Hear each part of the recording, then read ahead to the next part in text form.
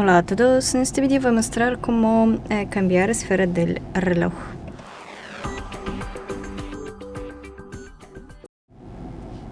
Para ello abrimos el Pixel Watch 5 desde los ajustes de Bluetooth y seleccionamos esferas del reloj. Y aquí podemos seleccionar una esfera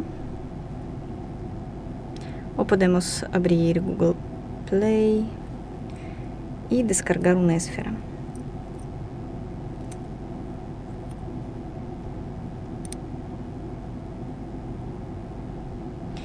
Y seleccionamos.